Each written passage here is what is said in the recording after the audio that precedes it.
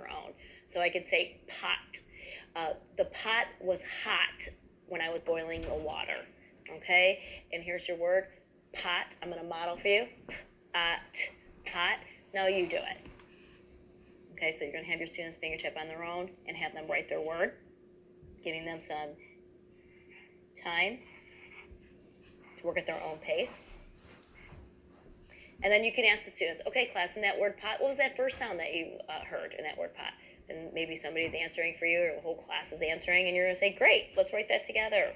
What's the second sound? And you're tracing back over it. Oh, great job. Next sound, t. Good.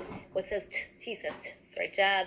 Again, checking your work, writing it on your read-write line. Once you're done writing all of your words, sometimes you're going to only be able to get through 3 words, sometimes you can get through 5, sometimes you can get through 10. Again, it all depends on your students. But what we have to make sure that we're doing is reading our words. So once you're done writing, is to go back and read. I always say read from top to bottom, bottom up, and all about.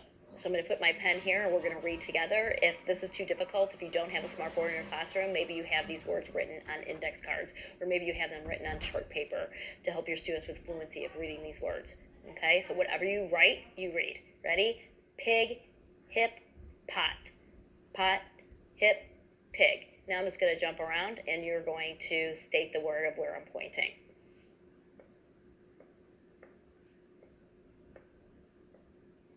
And so on. Okay, giving them some practice. Once you're done doing your word dictation, then we're going to progress into sentence dictation. Now, looking at my sentence dictation right now, you should be able to have this already pre-printed for your students, and they should be able to give you a lot of information of what they see so far. So what do you know already about this sentence? Okay, well, we know by looking at this that we have 5 words in our sentence. What else do we know about our sentence? Well, we know that there's 2 capital letters. How do you know that? Well, there's 2 mountains. Of course, we need a capital letter in the beginning of our sentence, and there must be somebody's name because there's another capital. And how many red words do you see with your eyes? Oh, I see 1 red word. Okay, great job. And what do we always need at the end? Punctuation. If you want to have on your paper, you can always have that COPS off to the side that we're using as a checkbox so your students are successful and can go back and check their work. Okay? And I always say, sometimes I give out tickets if we're not checking all of our COPS. Okay? So we have to make sure that nobody's getting any tickets. And so when you're doing a sentence dictation for your students, what you're going to want to do is state that sentence clear with no pounding.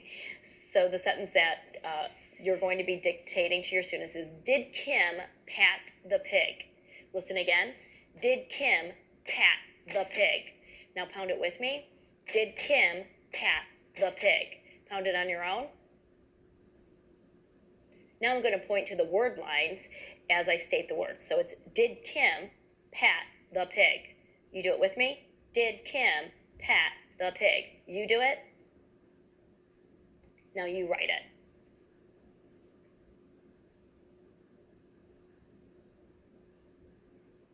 Now, if your students are struggling, I would recommend going up to their desk and doing this.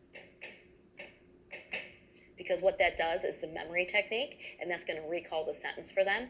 Maybe even read what they wrote. Sometimes children will get the first couple of words. Maybe they got did Kim, and then they're like, did Kim what? I'm not sure what happened after that. So I can say, oh, did Kim, and see if that recall is there. If that's too difficult for them, then your sentence might be too long, and you might need to shorten your sentence. Now we're going to have to check and make sure the sentence was spelled correctly. So you can have the students tell you what words were in that sentence, or you could just write it for them. But I usually like to engage the students so they're involved, and I'll say, what was that first word that we had to write? The first word was did. Great. That was a good green word. We knew how to capitalize it. What's the important thing about that word? Oh, we need a capital letter because we had a mountain. Okay, good job. And the second word was Kim, right? So with Kim, what do we know about Kim? Oh, that also had a capital letter. So make sure we have a capital. Is that going to be a C or a K, class? How do you know it's a K?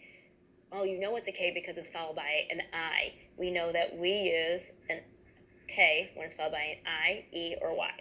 Did Kim do what? What did Kim do? Did Kim pat? Pat what? Oh, the, good red word. We look on our red word wall. And pig. Now, class, did I ask you something or did I tell you something? Okay, remember, we always know that a dot goes in the box, but in this case, I asked you a question. So in this case, we're going to use a question mark, and that goes outside of your box. So this is what your sentence should look like for your students at this point with all the visual cues.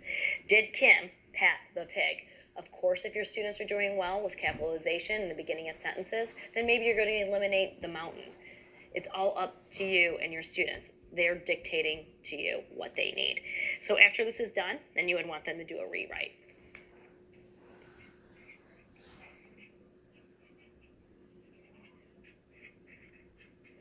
What's the most important thing is after the rewrite, of course, is having your students check initially if they did cops, and then going back and making sure they copied that sentence correctly and checking it again. These are going to make them good editors. Okay.